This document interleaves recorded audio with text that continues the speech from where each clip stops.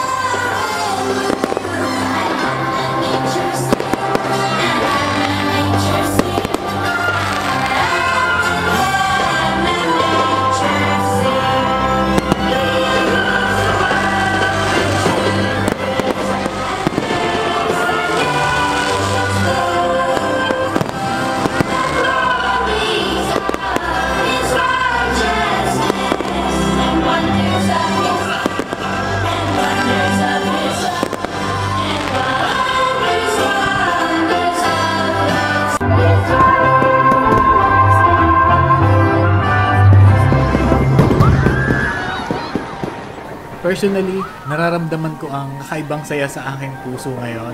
Ito yung klase ng okasyon na nagbibigay saya at pag-asa sa gitna ng lahat ng nangyayari sa paligid natin.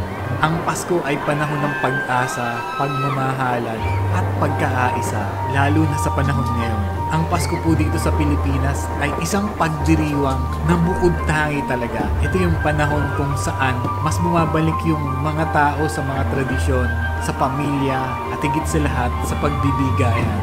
At dito po sa aming lalawigan ng Quezon, may sariling kakaibang pagninilay sa kahulugan ng Pasko. Sa kabuuan po, ang Christmas Lights on Ceremony na ito ay hindi lamang simpleng pag-iilaw ng mga dekorasyon. Ito ay isang pagdiriwang ng ating kultura, pagkakaisa at pag-asa.